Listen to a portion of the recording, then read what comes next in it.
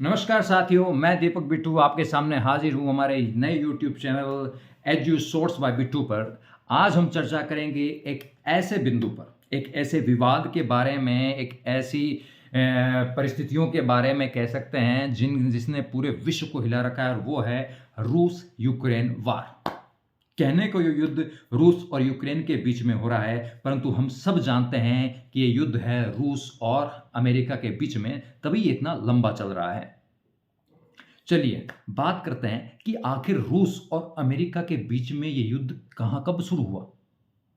1945 वो साल था जब दूसरे विश्व युद्ध का अंत हुआ, और इस अंत से पूरे विश्व में दो गुंडे उभर के आए। एक अमेरिका था, दूसरा था रशिया। इन दोनों गुंडों ने, देखिए जब कभी भी, देखिए हर इलाके पर एक ही आदमी का राज हो सकता है।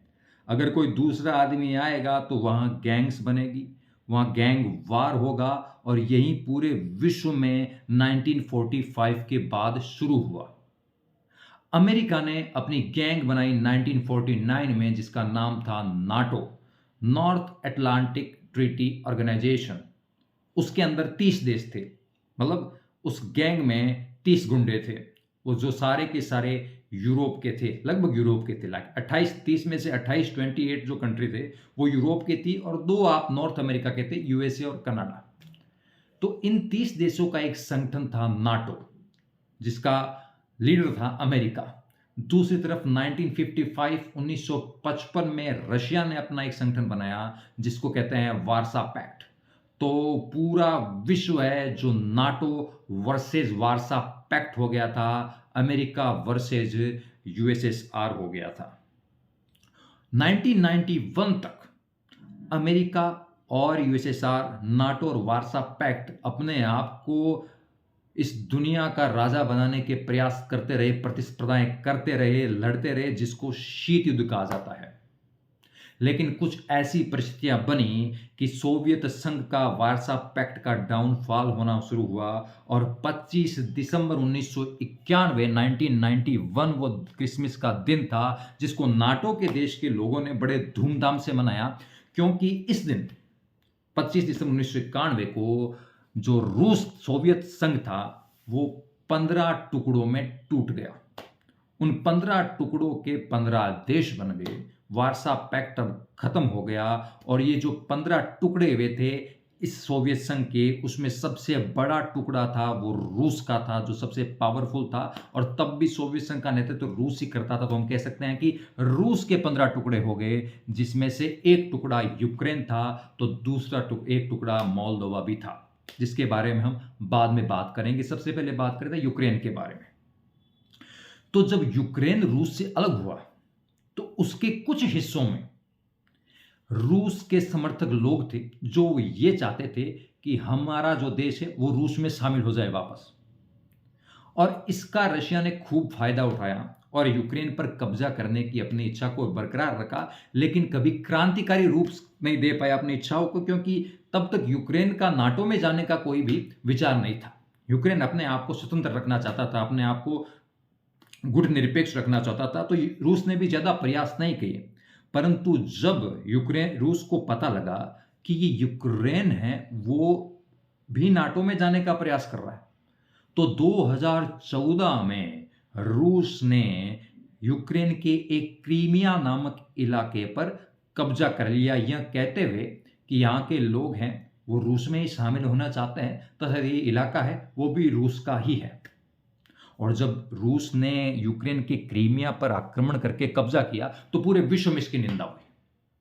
G8 से रूस को निकाल दिया गया। G8 8 विश्व की सबसे बड़ी अर्थव्यवस्थाओं का एक ग्रुप है, ठीक है, जिसमें बिग फोर जिसे कहते हैं, ब्रिटेन, इटली, जर्मनी, फ्रांस, उसके अलावा जापान, यूएसए, कनाडा और रशिया, ये शामिल थे। जिसमें से रशिया को बाहर निकाल दिया गया 2014 में, जब ये आक्रमण किया रशिया ने यूक्रेन पर।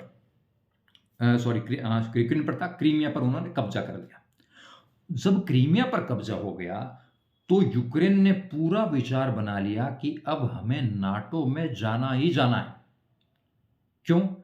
क्योंकि नाटो में जाने का मतलब था कि जो देश नाटो में शामिल हो जाता है, अगर उस देश पर, नाटो के सदस्य देश पर विश्व का कोई भी देश आक्रमण करता है, तो नाटो उसे अपने आप पर आक्रमण समझेगा, प्रत्येक देश उसे अपने आप पर आक्रमण समझेगा, और ये 30 के 30 देश हैं, वो उस देश के खिलाफ प्रत्यक्ष रूप से युद्ध में आ जाएंगे और सीधा उस देश पर आक्रमण करेंगे।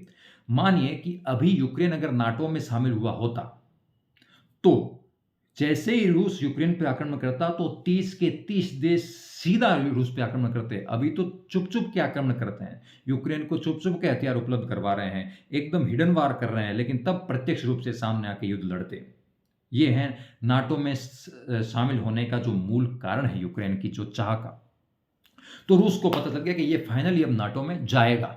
तब रूस ने जैसे क्रीमिया पर कब्जा किया था आक्रमण करके, इस बार डोनेट्स्क और लुहांस्क 2 इलाकों को बताया कि देखिए यहाँ पे भी हमारे लोग हैं, यहाँ पे भी रूसी लोग हैं, और ये इलाका भी हमारे से संबंधित है, इसलिए ये हमारा इलाका है।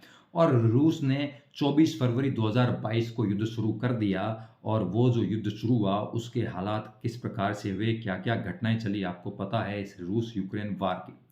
तो ये मूल कारण था रूस यूक्रेन वार का कि द्वितीय विश्व युद्ध के पश्चात से लेके अब तक क्या-क्या कारण रहे, वो मैंने आपको बताया कि क्यों रूस और यूक्रेन का वार हुआ।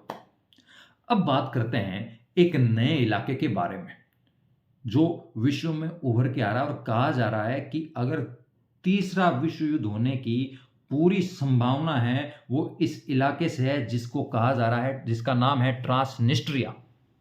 ये जो ट्रांसनिस्ट्रिया है, सबसे पहले बात करते हैं इस इलाके के बारे में कि कौन से देश में है। तो ये मोल्दोवा देश में है।